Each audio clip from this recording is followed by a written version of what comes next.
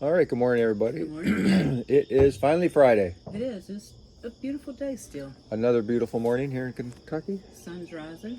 Beautiful. Today, it's another long three-part parallel, and so we're going to divide it up so that it fits in all the platforms that we broadcast out to.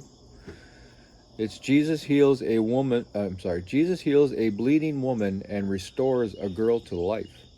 The first part is in Matthew chapter 9, starting at verse 18. As Jesus was saying this, the leader of a synagogue came and knelt before him.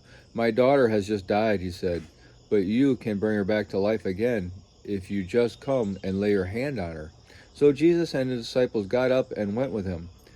Just then a woman who had suffered for 12 years with a constant bleeding came up behind him. She touched the fringe of his robe, for she thought, if I can just touch his robe, I will be healed. Jesus turned around, and when he saw her, he said, Daughter, be encouraged, your faith has made you well. And the woman healed was healed at that moment. When Jesus arrived at the official's home, he saw the noisy crowd and he heard the funeral music. Get out, he told them. The girl isn't dead, she's only asleep. But the crowd laughed at him. After the crowd was put outside, however, Jesus went in and took the girl by the hand, and she stood up. The report of this miracle swept through the entire countryside.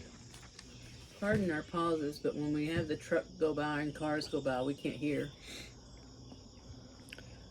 And now the commentary.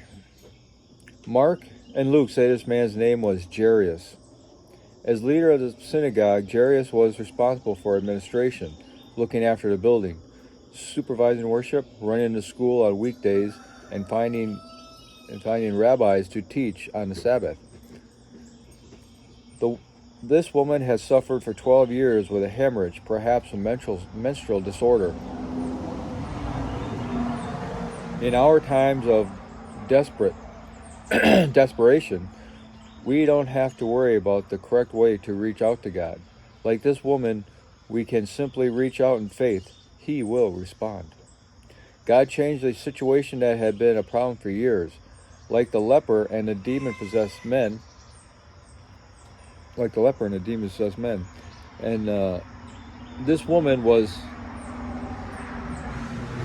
Got a lot of traffic this morning. This woman was considered unclean.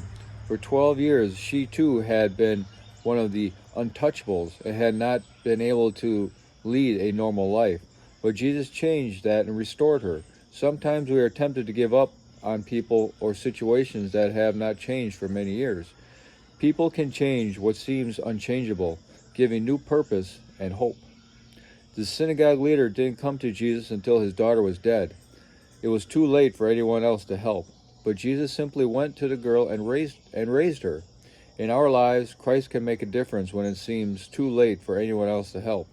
He can bring healing to broken relationships, release from addicting habits, and forgiveness and healing for emotional scars.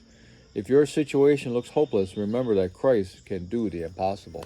That's very true. He is the creator of the universe. Everything we see and don't see. Mm-hmm. So he has absolute and complete control over everything that is and ever was. Mm-hmm.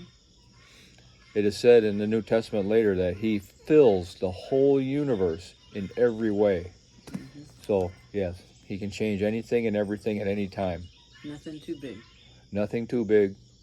All we have to do is believe it, and he will be there.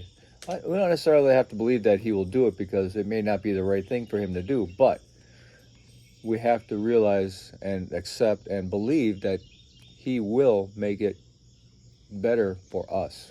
Mm-hmm. The situation might not change, but we, with our faith in him and giving him the power over our lives, will make things better for us. I do want to bring to one point though, is there's nothing, we say there's nothing too big, and that's true. But there's also nothing too small. Don't ever think that your situation is insignificant to God. Oh yeah, it's not. right. He's always caring for you, and He wants you to talk to Him. Yep. You know, big or small, He wants you to talk to Him. Yep, it's true. Okay, hope everybody has a glorious day, and we will continue on with this 3-part parallel with section number 2 the next time we get together. Have a glorious day.